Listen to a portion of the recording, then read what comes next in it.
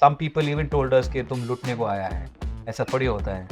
So what we told him was just keep some few packets. Something gets sold, you pay me, otherwise you don't pay me. I will give back the packets after that. That's how my dad sold those packets in those days. He stood there in a few shops, for a few evenings. He showed the consumer कि ये नया packet आया है, please इसे try कीजिए अगर आपको लग रहा है. The chips that were made were really made out of the heart, and it did sell.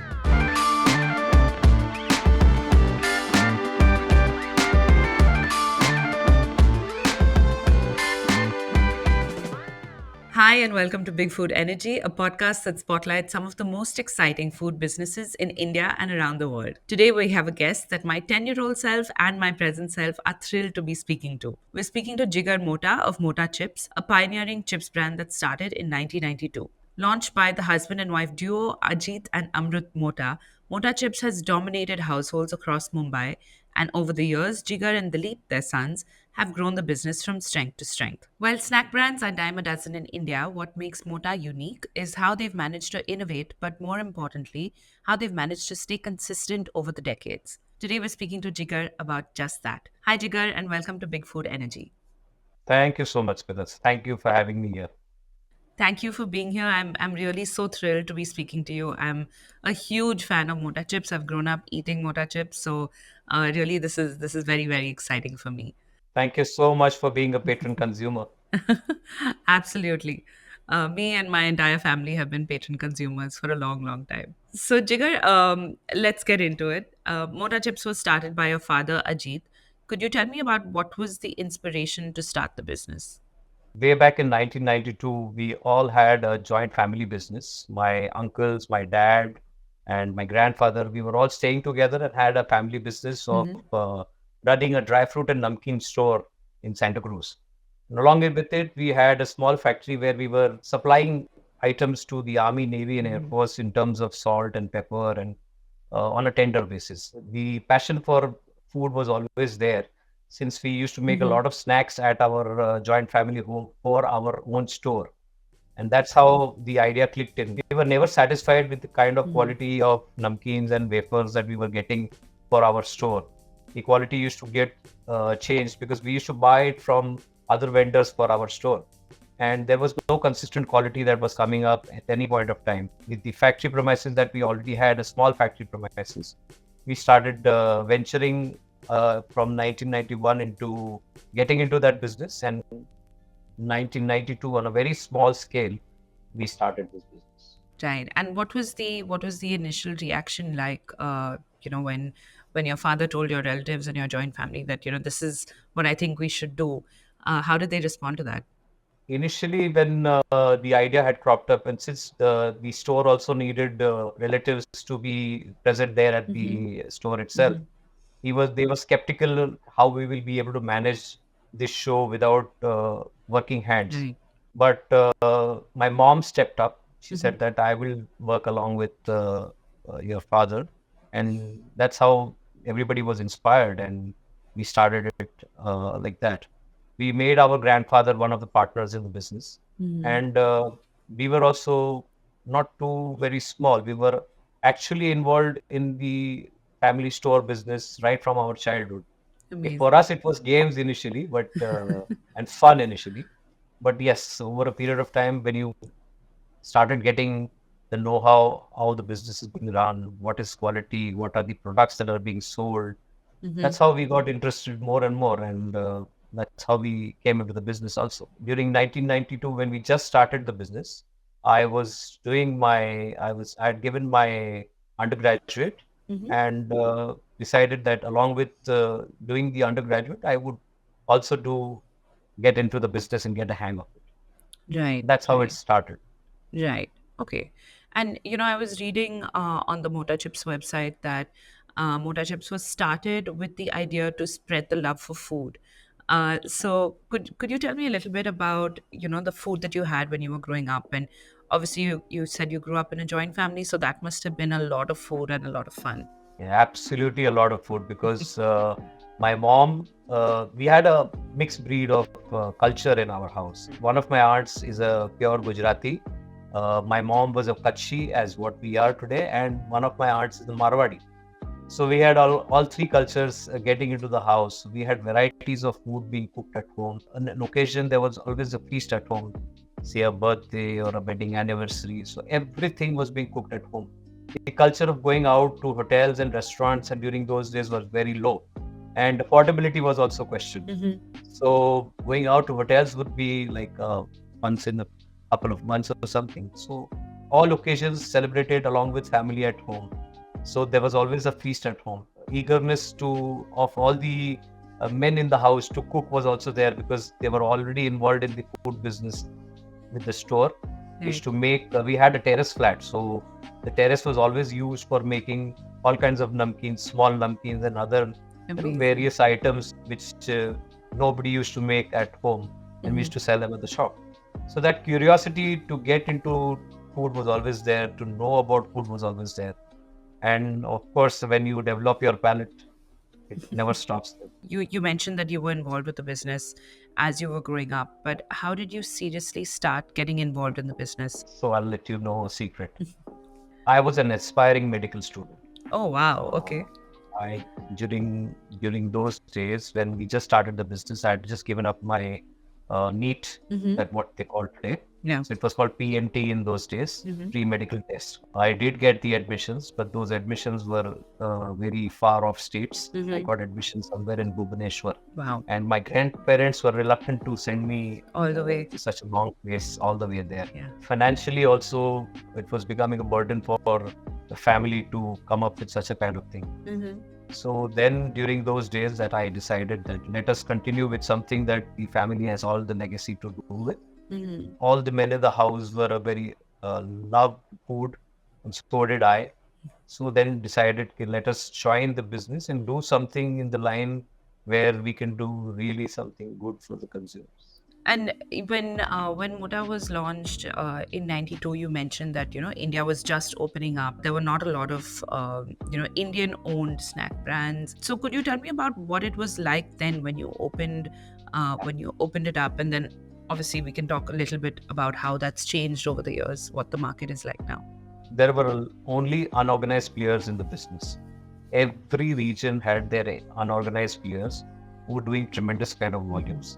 And then there were people who used to dominate during those days in their particular region. Word of mouth would be that if I say that the prices go down, the prices go down. If they go up, they go up.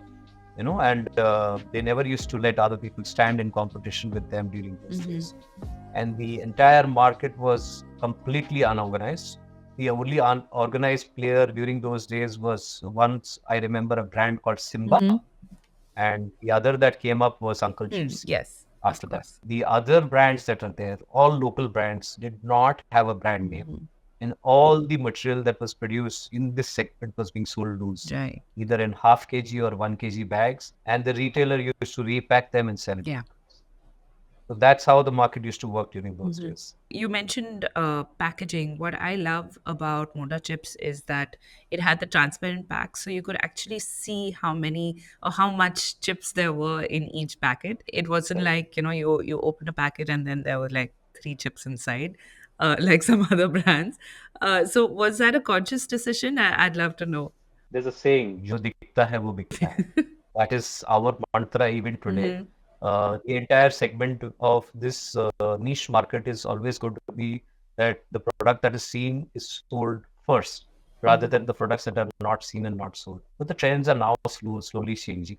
It was very difficult even to sell in a brand during those days because when we started, the acceptability to sell the chips in a 200-gram pack was not there. People were very scared to keep those packs and sell them, Sure. whether it will be accepted by the consumer or not. Because I think in the unorganized sector, we were the very first people to come up with a 200-gram pack. We put up a logo. Wow. In fact, right in the beginning, when we started, we did not even put up a logo.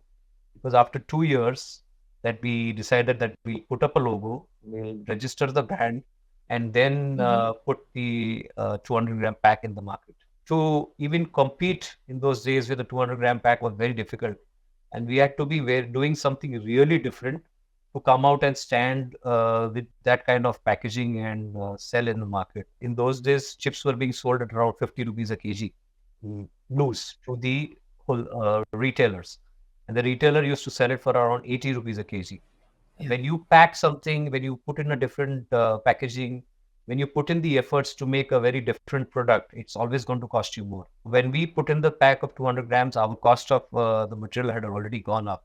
So we decided to charge a premium for the pack at 65 rupees a kg and sell it in the market to the wholesaler, who would sell it then for 100 rupees a kg in the market. And some people even told us कि तुम लूटने को आया है, ऐसा थोड़ी होता है. So what we told him was just keep some few packets, and if something gets sold, you pay me. Otherwise, you don't pay me. I will lift back the packets after that. That's how my dad sold those packets in those days. He stood there in a few shops, for a few evenings. He showed the consumer कि ये नया packet आया है, please इसे try कीजिए अगर आपको लग रहा है कुछ अलग है तो देखिए. Open the pack in front of him and asked him to taste, and it really the chips that were made were really made out of the heart, and it did sell. So that's how we slowly and gradually started selling in 200-gram packs. The Indian market is the Indian snacks market is obviously very crowded. It's always been a very crowded space. What do you think makes Mota chips stand out? So our motto has always been quality. We've been conscious about the quality of product, whether it is chips or namkeens or anything that we manufacture. If you're not getting the right kind of ingredients and not getting the right kind of material, we don't produce.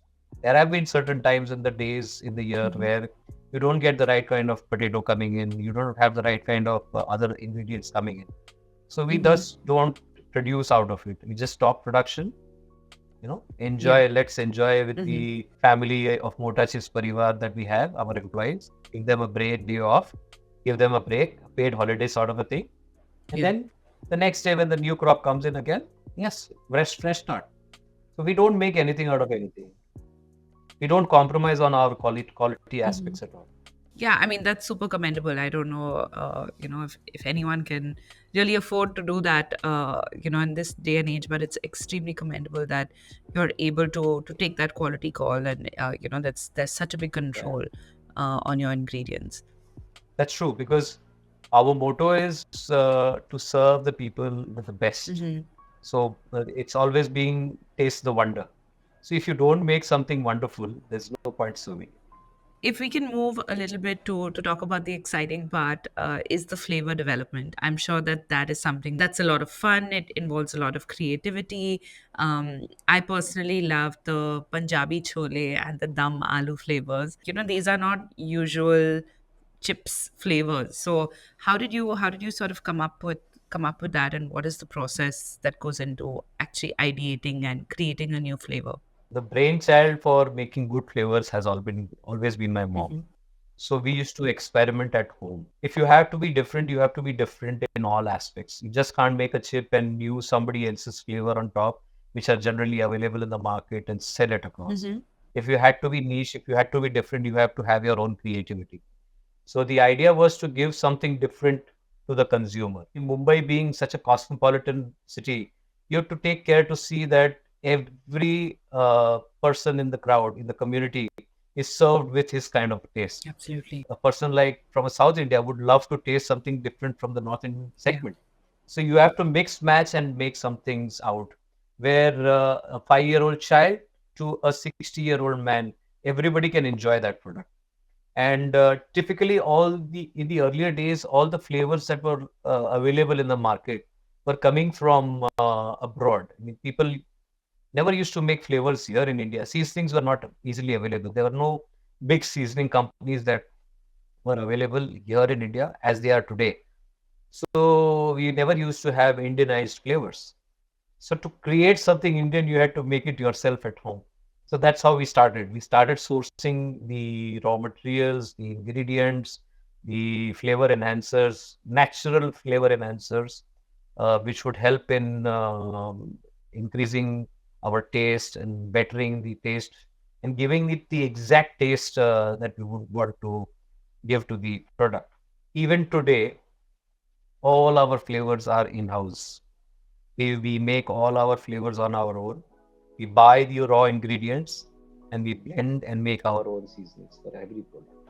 That's amazing. So long before there was magic masala and pudina chutney, there was, the lime and salt. I think Lime and lime and spice. spice. Lime and spice. Yeah. Yeah, that's still available Hmm. today. Hmm. And it's really just such a good chip because it's, I think that, the definition of Indian chatpata is that chip, because it's a little sweet but it's also a little salty, and it's, I mean, nowadays people use fancy words like umami, but I think that chip really really nailed it. For me, how do you come up with these flavors? Is it, would your mom say that, this is something that I think is a good idea, and then try and develop it, or did everyone have ideas and pull it in? Yeah, so it was always like this. We used to see what was available in Mm-hmm. the market. So during those days when Uncle Chips was there and Simba was there, Simba used to make only two flavors, one salted and one magic Mm-hmm. masala. And Uncle Chips came out with tomato flavor and pudina flavor and salted. The idea of coming up with the flavors was that you had to give certain taste to the chip, which would blend in with the paste product, that is Right. potato. So always when you are making, the idea is always cropped up while making sabjis at home. When you make a aloo ki sabji, you try it with different types of curries. Say you use a tomato and onion gravy Mm-hmm. sometimes. Sometimes you use only mustard and jeera. Sometimes you use coriander and pudina. You can do so many things out of making a sabji. So the idea came up from all these things that if a potato sabji can be made in various different tastes, then the chips also can be given different types of taste. And that's how we started venturing for raw ingredients, because getting those ingredients also, like a tomato juice powder, which was very rarely available during those days. It was being imported by a few people, and it was costly. So you had to make in a blend which would be less costly also, and would suffice your needs, so that it does not become very expensive also. And then to enhance the flavors, you had to blend in with certain oleoresins and natural Mm-hmm. oils that would help in to develop the taste, because you can't have everything in powdered Right. form. You have to have something. You can get extracts from natural substances like a spice extract. So these things had to be done to make the flavor more tasty and more enhanced. So that's how we started developing and doing new Mm-hmm. flavors during those days. Way back in '95 when we started these flavors, I think there were only three flavors that were very prominent. One was chili, that is Mm-hmm. magic masala. One was tomato, and the other was Right. pudina. So we came up with only three flavors Mm-hmm. during those days. And then every year we kept on adding a few flavors.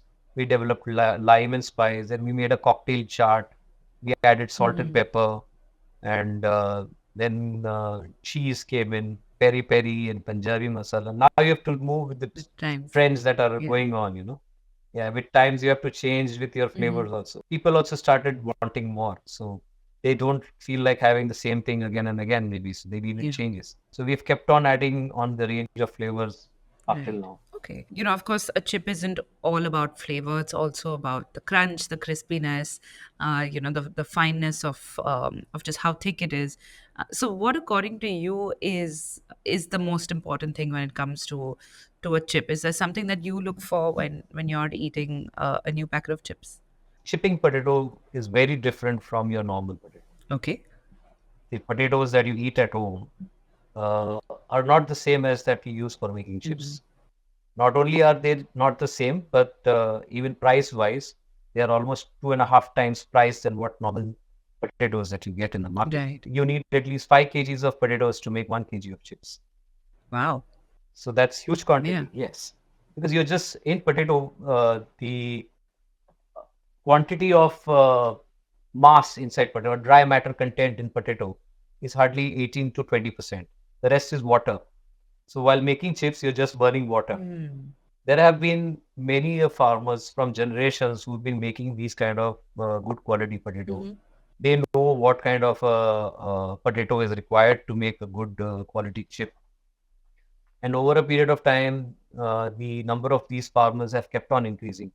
The reason that people don't go to the right source is because they try to find cheaper quality of Mm-hmm. potatoes, in the sense that it doesn't cost them too much because our quality of potatoes, they are expensive. If one of my competitors is buying a quality of potato, I would not buy the same quality because the crunch that I want, the taste that I want, the substance that we are looking for inside a potato is not available with that person. We've done an in-depth study about it over the last 30 years as to what kind of potatoes we want, how much should be the dry matter content, what should be the moisture content, how much should be the thickness during the initial harvesting stage, as well as when it comes from the cold stores, when the thickness increases, at what temperature should the potatoes be stored in the cold storages, and how much of fogging or fumigation has to be done to keep the potato in a stable condition. So there is a lot that has gone into it to get the consistency of chips that we are looking at. Amazing. You also mentioned that there's some farm level interventions where you're trying to work with farmers and all of that. Could you tell us a little bit about that? As a quality conscious person, we've always tried to see to it that we buy potato from standard farmers who can give us a consistent quality. Again, India being a very seasonal country, you don't get consistent quality of potatoes only from one place. So you have to keep on sourcing it from the seasons and the crops that are available during the various seasons that are available from various places. For example, 3 months in the winter season, it comes from Madhya Pradesh and Indore belt, Ujjain belt. 3-4 months, it comes from Gujarat belt. A few months, it is coming from the Pune, Baramati, and this belt.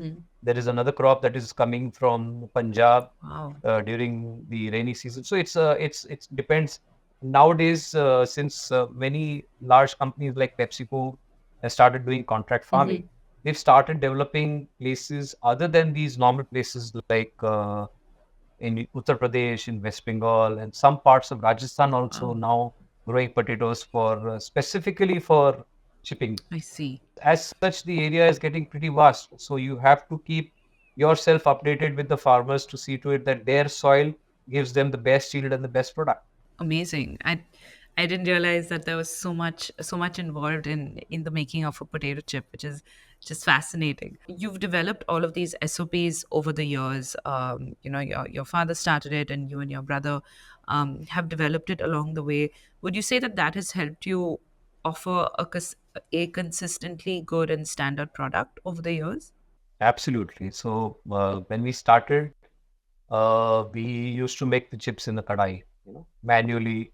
Uh, we had initially we had a very small frying unit, but then when the volume started happening, so we made a kadai as big as that a human could literally sleep inside and could be literally fried. That big a kadai. Maybe it used to carry a volume of about 400 kgs of oil inside a kadai.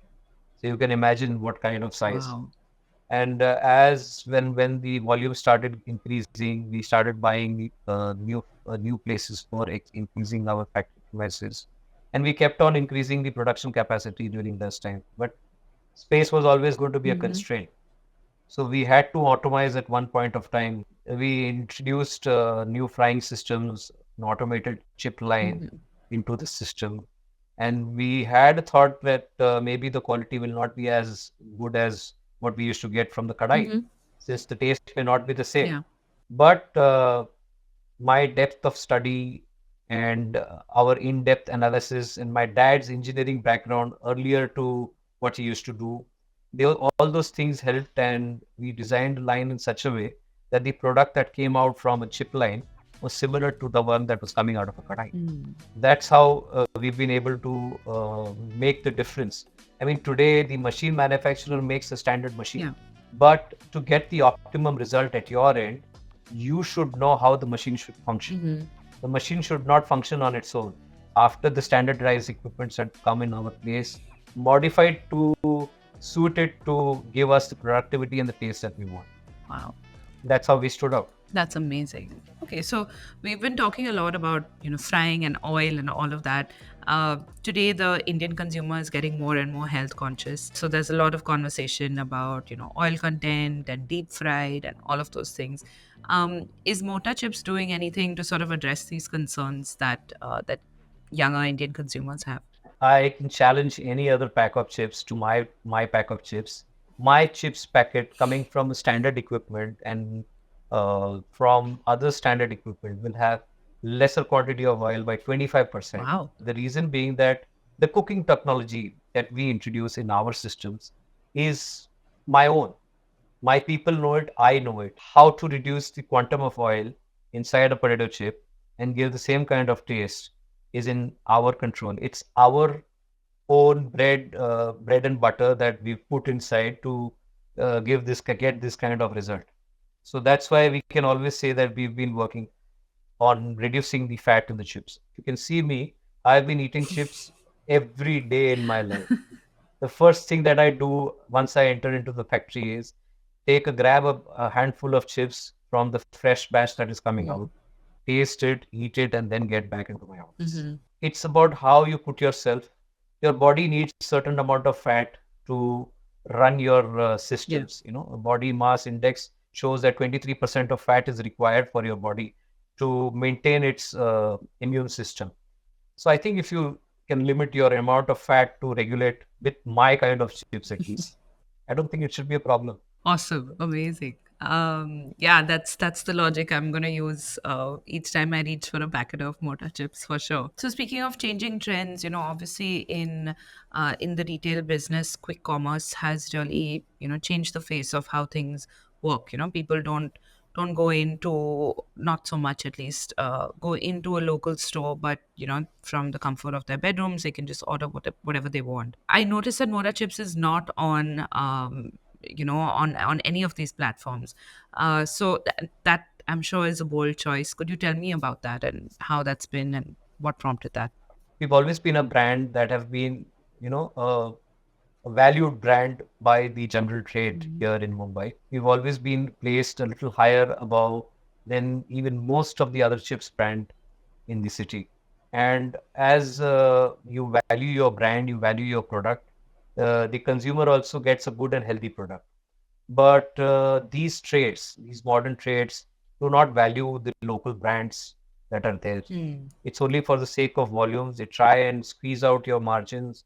They pass on the discount to the consumers, affecting the general trade and thereby impacting your volumes there also. So in all those terms, that's why we decided not to do any of these modern trades, because we feel they do not only value the local brands and local products, but they also don't care to see what is being sold and what is not being sold. We would always want our brand to be placed at the highest levels anywhere, wherever it is placed. And just to bring to your notice, we've just come out with a range of products now in a segment of 100 grams, which is non-transparent. And we will be shortly available with quick commerce, because amazing. quick commerce is something that people really enjoy. I mean, people were asking us whether you are available on Swiggy, Instamart, and Amazon. There are so many people who migrated also from Mumbai to other places, and they really long for my product, and they were wishing that it was available on Amazon or a Blinkit or a Zepto, so that they can easily get access to my product. So maybe in a short while from now, we may be available on at least these quick commerce platforms, which at least know how to take care of the product and sell the product at a nice pace. Right. Okay, cool. That makes sense, and I'm very much looking forward to that. I'm sure this has been a challenge along the way, but what would you say has been your biggest challenge? Has it been distribution? Has it been flavor development or listening into the consumers? We've talked a lot about different things, but I'd love to know that from you. Every aspect of business has got its own challenges.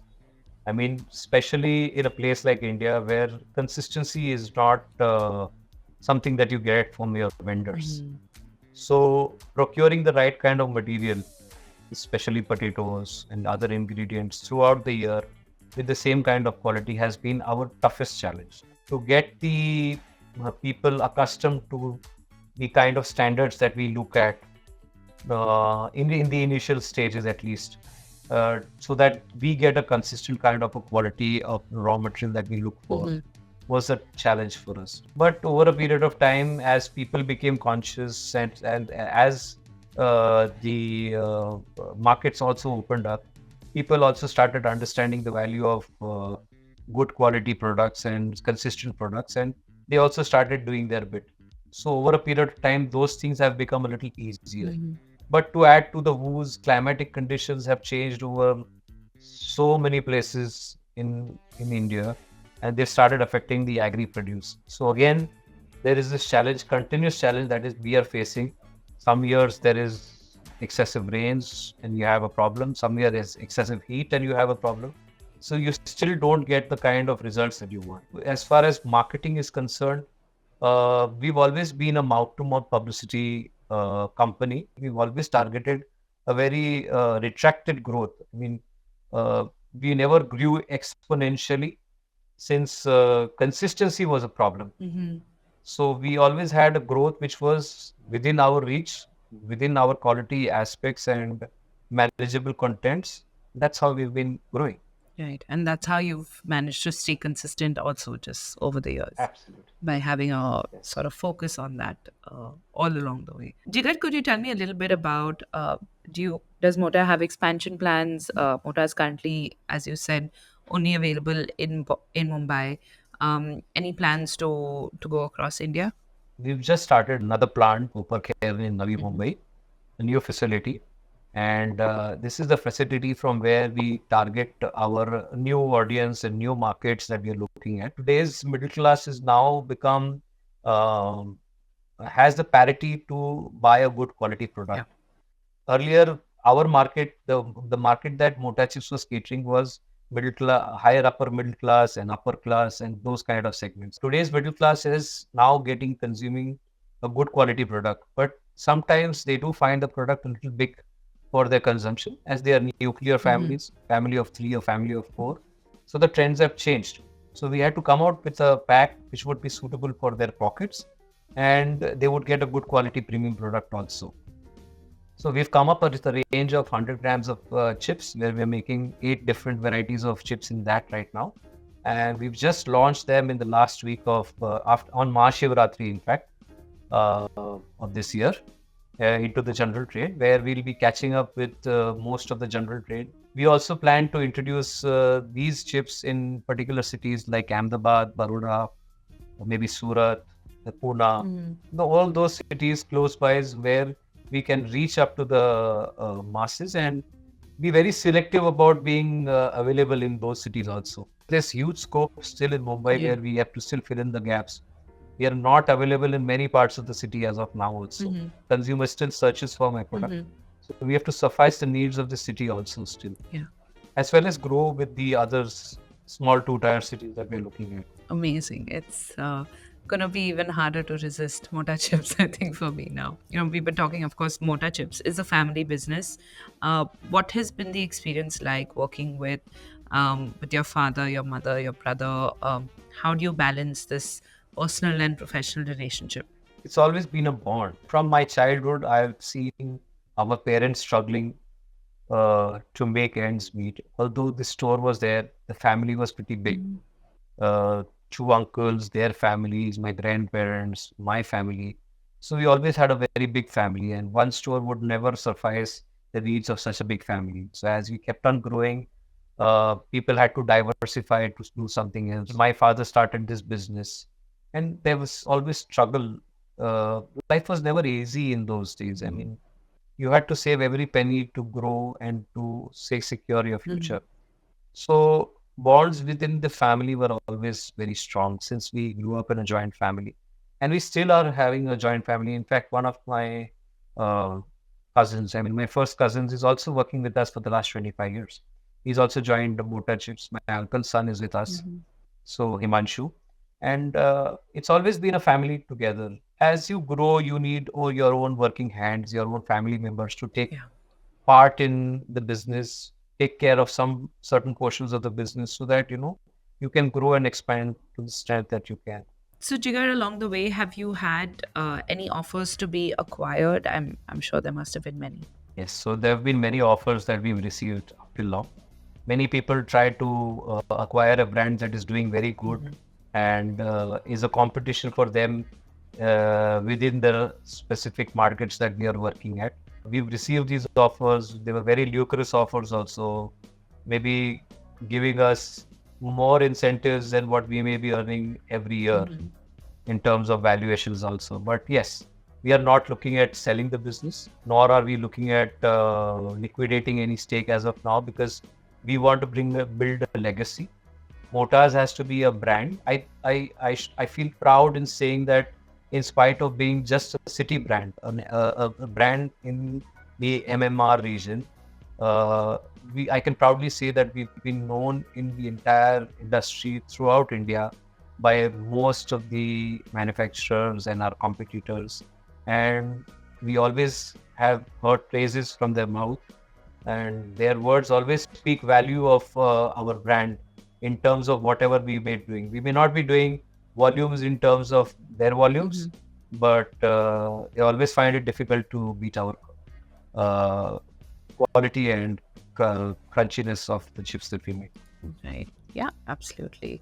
Great. So what does the future of Mota chips look like, Jigar? 30 years now that we've been doing this brand. We are all aging. Father is already aged. Today's generation, you have to motivate them to join your business. Otherwise, they try and stake out and look for some lucrative jobs, maybe run away abroad if they're studying there and never tend to come back. And hopefully our kids will join the business in the near future. We at least motivated them to join the business. And we still tend to be the tortoise in the race of hare and tortoise, because we still want to believe that our quality will speak for our values in the near future. Everybody is given equal kind of opportunities. You have to learn how to judge people, their abilities to grow further, give them the opportunity and help them grow. And if you help them grow to a substantial amount, then they will always work for you diligent. And if work is smooth, then the product coming out is always going to be smooth and very good. Yeah. So that's how we've built a legacy of people who can make a good product and consistent product. Great. Thank you so much for this. Jigar, we're just going to do a quick little rapid fire. I'll just say a word. It's like a word association. I say a word and you tell me the first thing that comes to your head. Yeah? Sure. Great. Are you ready? Yeah. Super. Okay.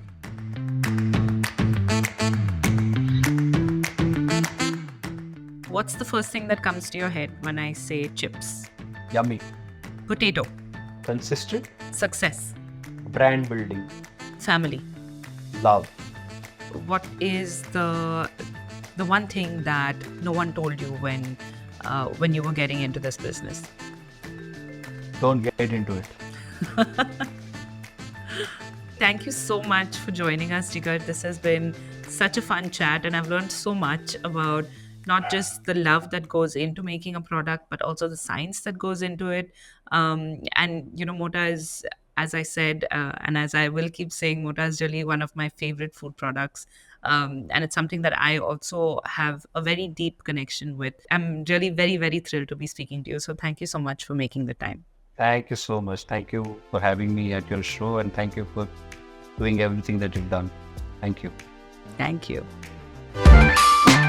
Like, share, and subscribe to the Big Food Energy podcast for more inspirational and important stories from the world of food.